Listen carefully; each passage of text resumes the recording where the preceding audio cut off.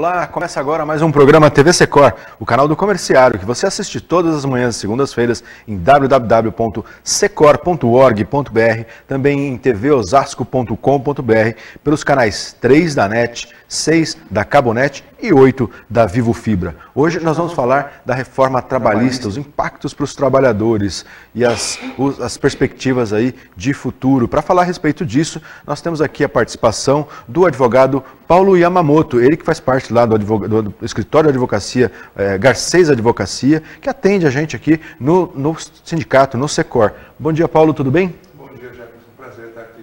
Prazer tê-lo aqui mais uma vez, já esteve aqui em outras oportunidades falando conosco, esclarecendo aos trabalhadores aí a respeito da legislação, né, Paulo? Sim. É sempre um grande prazer estar aqui na companhia sua e do público. Muito obrigado. E hoje, participando aqui também conosco, o nosso vice-presidente do Secor, Luciano Leite. Tudo bem, Luciano?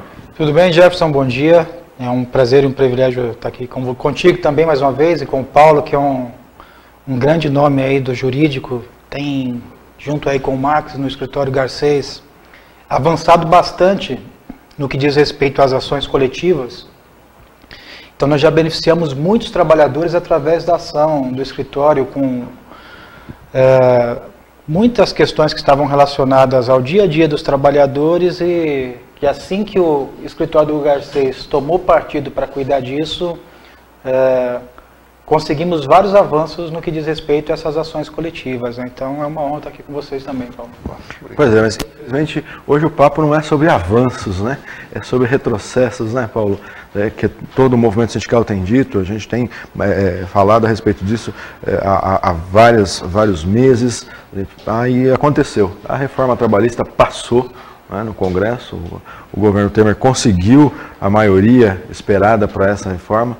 E como fica agora a vida dos trabalhadores? Como fica agora, depois, com a aprovação da reforma trabalhista, qual é o impacto imediato para os trabalhadores, Paulo? Bom, Jefferson, é uma pena a gente ter que falar sobre tanta desgraça, né? Não foi por falta de aviso. A gente avisou várias vezes que o golpe que ocorreu contra a presidenta Dilma, que teve mais de 54 milhões de votos, era um golpe não contra ela, não contra a corrupção, mas um golpe contra a classe trabalhadora, né? Essa reforma trabalhista não traz nada de positivo para os trabalhadores. São só coisas que vão piorar a situação deles. Tem três enfoques dessa reforma trabalhista. O ataque aos direitos dos trabalhadores, então vai diminuir a proteção aos trabalhadores. O ataque à justiça do trabalho, então vai restringir o acesso ao poder judiciário trabalhista, a vida do advogado trabalhista vai ficar mais difícil. E o ataque aos sindicatos. Por quê? O sindicato é o local onde os trabalhadores se unem para poder barganhar, para poder negociar com a empresa, né? Então tem esses três ataques: ao trabalhador diretamente, à justiça do trabalho e aos sindicatos. Falar um pouco aí desse enfoque do primeiro item que você citou, ao trabalhador, porque a gente ouve muito, né, um argumento dos defensores da reforma, uma parte do empresariado e a grande parte do governo, que não houve retirada de direitos. Né? Não, a discussão nas redes sociais ela é pontuada pelos defensores, me aponte um direito que foi retirado. Assim, dá para apontar um direito retirado? Assim, dá para apontar mais de 10. Inicialmente a reforma trabalhista ela veio com 7 artigos para mudar. O Temer mandou para o Congresso 7 artigos. Que foram inclusive negociados com o movimento sindical, né? Já houve, para estes 7 houve uma discussão com as centrais e o movimento sindical. Exatamente. E aí depois teve relatoria do deputado Rogério Marinho, do PSDB do Rio Grande do Norte, e mais de 100 emendas apareceram no Congresso Nacional e mudaram a CLT praticamente inteira. Mas para responder de cara, um direito que foi retirado dos trabalhadores, para a trabalhadora mulher. A trabalhadora mulher tem direito ao intervalo de 15 minutos antes de começar hora extra. A gente já teve várias ações coletivas aqui no Secor, com bons resultados, e esse dispositivo, o artigo 384 da CLT, foi retirado. O TST vinha numa construção jurisprudencial tentando aplicar isso também para os trabalhadores homens. E foi retirado esse direito, completamente. Esse é só um, mas tem diversos. E tem a criação de umas maldades, como, por exemplo, a legalização da terceirização da atividade fim, a legalização da PJ, o trabalho intermitente, diversas situações que não beneficiam nada o trabalhador, só pioram a vida. O que a gente, pela leitura do texto aprovado, pelas análises que a gente percebe, é que assim, parece que houve uma incisão bastante pontual, assim, não pontual, mas foi uma mudança incisiva, não no sentido de declaradamente retirar direito, mas flexibilizar a ponto de eles se tornarem obsoletos, né? No texto da lei, a maior parte dos grandes direitos conquistados ao longo da história, eles não foram de fato retirados, mas eles foram todos eles flexibilizados. Férias, o pagamento de rescisões, aí a questão do fundo de garantia, de pagamento, houve uma flexibilização, dizer, você pode utilizar, e aí fica a critério da força entre o trabalhador e o empresário para discutir como é que vai ser, se ele vai ser benéfico ou não para o trabalhador, é isso?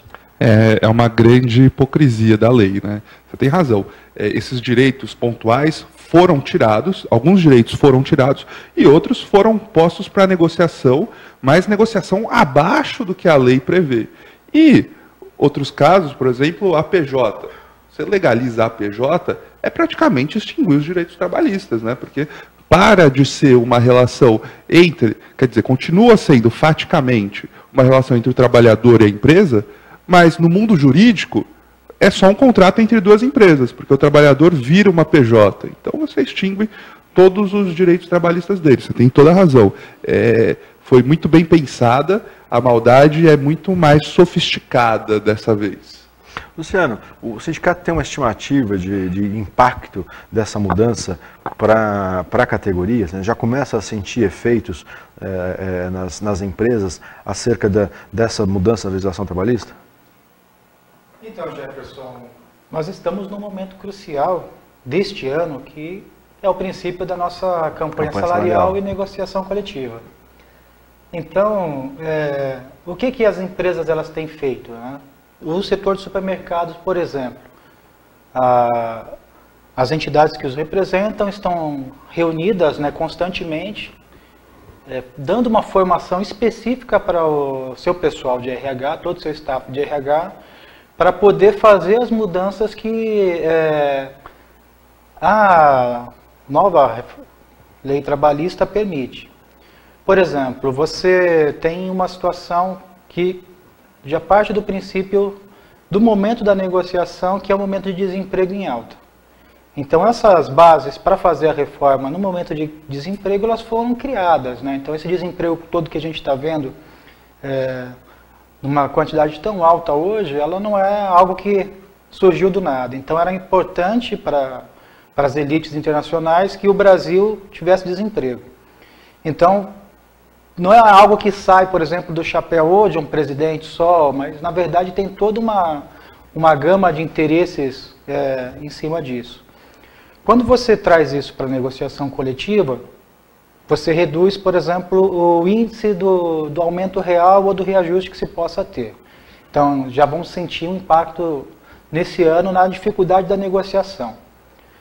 Quando você tira, por exemplo, um sindicato que nem o nosso, que não cobra, por exemplo, para fazer as homologações, e você tira, por exemplo, a responsabilidade ou o direito do trabalhador de ser representado pelo sindicato para fazer a tua homologação, acaba sendo um tiro no pé também da classe empresarial, porque ele não tem assessoria para saber se ele deveria ou não ter aquele direito. É onde vai surgir uma série de, Paulo, de ações trabalhistas por conta de questões que elas poderiam ter sido esclarecidas e resolvidas ali no ato da homologação. Então você cria, por exemplo, para as empresas, um representante sindical dentro da empresa. Tá? Isso, de certa forma, teria, por exemplo, um lado positivo se você não tivesse, se esse trabalhador tivesse estabilidade, por exemplo. Então, como que se negocia sem estabilidade? Como que se reivindica, por exemplo, uma coisa mínima que seria um piso que fosse aderente num local onde apresenta uma periculosidade, sem você ter uma estabilidade. No momento que eu começar a reivindicar, o empresário vai lá, não, vou mandar embora, vou demitir, porque ele está Então você desconstrói toda a correlação de força, que hoje, por exemplo, como funciona? O trabalhador tem uma denúncia, ele fala com o sindicato ou com o Ministério do Trabalho, né, que também está enfraquecido, como o Paulo disse, e ele vai fazer, nós vamos fazer as nossas pautas e vamos levar para a empresa solucionar. Então isso acaba caindo em desuso. Vários acordos, por exemplo, como foram colocados aqui pelo Paulo brilhantemente, se você leva isso para um plano individual, o trabalhador em si ele não tem essa força de negociação, não tem o poder da mesa de negociação, porque não consegue fazer a mobilização no local de trabalho também. Então, não dá para a gente imaginar o tamanho do estrago que isso acontece. Quando você pega, por exemplo, trabalhadores que ganham acima de R$11.000 para hoje, a negociação deles ela fica completamente alheia da questão da representação sindical. Eu, por exemplo, nós temos aqui na nossa região muitas empresas em Barueri, onde a gente verifica, né, os reajustes de salário, e tentamos fazer algo que seja bom para todas as pessoas. Inclusive, nós temos uma massa de trabalhadores muito grande que percebe salários acima de R$11.000 aqui na nossa região. Uhum. Então, esses trabalhadores eles perderam o direito da representação do sindicato também. Então, ele não está representado na convenção coletiva. Então, o reajuste, o índice. Então, quando você pega, por exemplo, na reforma trabalhista, que coloca também que as demissões em massas elas não precisam ser acompanhadas pelo sindicato, o que isso traz para nós? Porque, como o Paulo disse, o golpe ele não termina aqui, né? Nós estamos num momento do golpe, talvez no limiar dele, né? E as reformas elas são um princípio da retirada de direitos. Então, o que nós percebemos, por exemplo? Primeiro, você viabiliza a terceirização na atividade fim das empresas, né? E aí você diz o seguinte: agora nenhuma demissão coletiva precisa ser acompanhada pela entidade sindical. Não precisa ser muito inteligente para você entender o que vai acontecer depois. Então, as pessoas que hoje têm as pessoas vão começar a ser mandadas embora e vão começar a contratar empresas terceirizadas. Então, nós já temos visto isso no Walmart, no Carrefour, no Pão de Açúcar, na B2W e etc. Então, muitas empresas com uma massa grande de trabalhadores, elas vão diminuir o seu custo, a exemplo do que foi feito no salário mínimo agora, né? Você retira R$10 do salário mínimo porque a base da população que tem um rendimento menor, ela vai pagar o preço da crise. E essa crise que foi gerada exatamente para você poder criar o golpe e gerar essa reforma trabalhista, né? Que não podemos chamar de reforma, porque reforma é quando você pega alguma coisa e transforma ela melhor. Então é claro que, por exemplo, algumas coisas que foram legalizadas ou regulamentadas, elas são vistas com bons olhos. Só que nas entrelinhas da maioria delas é onde você percebe o ataque direto. Então esse ano eu queria assim, que os trabalhadores estejam muito conscientes, né? Que a negociação ela vai ser muito complicada e a questão do desemprego ela pode aumentar, vai piorar. Com certeza ela vai piorar. E qual é a válvula de escape que nós temos, né? É fortalecer as entidades sindicais. Se a gente não fortalecer as entidades sindicais nesse momento, para que a gente ainda continue fazendo a resistência, por exemplo, a CUT entrou com uma DIN agora contra o plano de reforma, né?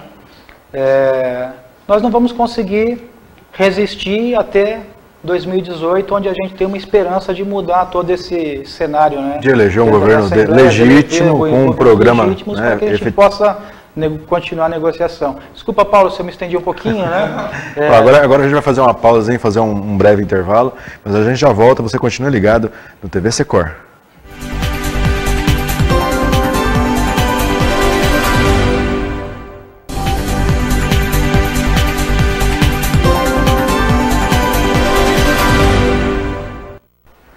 Estamos de volta com o programa TV Secor, conversando hoje com Paulo Yamamoto, do escritório Garcês Advocacia. Paulo, no primeiro bloco você falou a respeito de alguns elementos da reforma que vão tornar muito mais difícil a vida do trabalhador. Eu queria que você falasse um pouquinho mais a respeito de um dos principais, que é a questão do negociado sobre o legislado.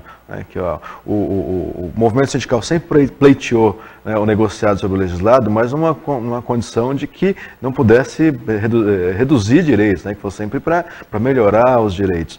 E o que veio embutido aí nessa reforma trabalhista é justamente o contrário. Sim, é verdade, Jefferson.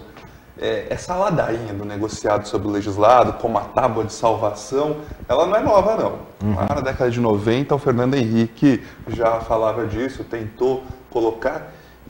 Mas antes do Fernando Henrique, em 43, a CLT já tinha garantido o negociado sobre o legislado. O negociado, no Brasil, sempre valeu sobre o legislado, sempre. Como que funciona a legislação brasileira? Ela garante um patamar mínimo sem o qual não dá para viver. Não é nada demais, não é nada que tem além dos outros países. Na verdade, tem muito menos direito o trabalhador brasileiro do que o trabalhador da Espanha, do que o trabalhador da Alemanha, por exemplo. Então, a lei garante esse patamar mínimo e, a partir desse patamar mínimo, pode negociar, sempre para cima. Para baixo não, porque para baixo é tirar direitos, né? O que eles querem é a liberdade para negociar para baixo, ou seja, a liberdade para tirar direitos. Isso é inaceitável, né? Quer dizer, passou o patamar mínimo, não tem problema, pode continuar, reduzir férias, por exemplo, se a negociação caminhar nesse sentido, a reforma trabalhista garante que seja assim. E é de um cinismo absurdo, porque tem um dispositivo na reforma trabalhista falando, olha, o negociado prevalece sobre o legislado, mas não pode negociar questão de saúde e segurança do trabalho. Aí logo depois fala, mas você pode negociar o enquadramento do adicional de insalubridade. Você vai poder negociar se é médio, alta insalubridade, ou seja, que coisa mais absurda, né? Fala que, de um lado, fala que não pode e logo depois fala expressamente que pode. Agora, qual é o resultado da soma desse negociado sobre o legislado com a retirada de força, né, que a nova legislação faz com os sindicatos? Olha, como o Luciano estava explicando no primeiro bloco, o resultado dessa equação temerária é uma insegurança social, maior informalidade, um crescimento exponencial do desemprego, uma sociedade realmente no caos. E aí, nesse caos, a gente costuma ter, na ciência política, dois caminhos. O caminho da barbárie e o caminho da democracia. Os trabalhadores que assistiram tudo isso com muita dificuldade de se mobilizar, quando eles forem para o olho da rua, que vai acontecer, o desemprego vai aumentar, eles vão se unir para mudar essa situação.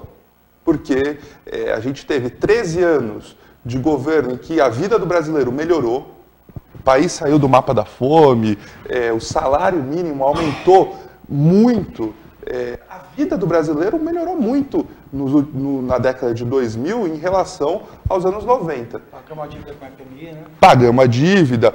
Construímos o BRICS, o banco do BRICS também. Enfim, voltar para uma situação pior do que da década de 90, o trabalhador brasileiro, eu tenho certeza que não vai pacificamente engolir essa situação, não. Agora, comemorada por um grupo de empresários, né, grandes corporações principalmente, mas para o pequeno e médio empresário, a reforma trabalhista não traz uma enorme insegurança jurídica? Sim, sim. Para o pequeno e médio, para o micro, pequeno e médio, eles têm a ideologia do patronato, né? Mas no final das contas, eles vão sofrer ainda mais. Esse desemprego que aumenta, que certamente vai aumentar e vai reduzir os custos, vai também diminuir a roda da economia. O trabalhador que recebe um salário mínimo, ele consome. Ele consome integralmente o seu salário, se endivida e compra ali no pequeno negócio, compra da empresa média. Ele não tendo mais esse dinheiro para gastar, também vai ter, o empresário da micro, média e pequena empresa vai ter problemas financeiros também. E aí, o que vai acontecer? As grandes empresas que se beneficiam. No final das contas, para o pequeno e médio empresário, é um tiro no pé, certamente, essa reforma. Agora, tem outro que está a caminho, que está sendo gestado no Congresso, estão tentando acelerar. Nesse momento o governo tem um pouco mais de dificuldade, porque realmente a briga interna tá feia ali, né, diante da aproximação das eleições o ano que vem. Como é que fica a reforma da Previdência?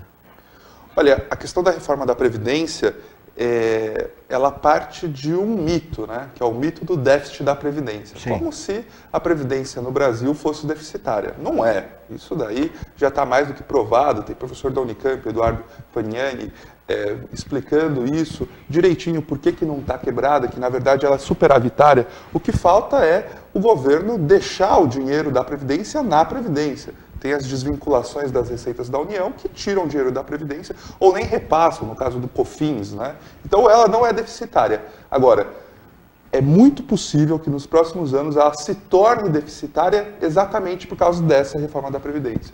Porque dessa reforma trabalhista, porque quando você empurra os trabalhadores para a PJ, eles param de contribuir para a Previdência e aí sim você vai quebrar ela. Então, essa reforma da Previdência não é preciso nesse momento, mas se mantendo essa reforma trabalhista absolutamente inconstitucional, antidemocrática e ilegítima, aí a Previdência vai ter sérios problemas.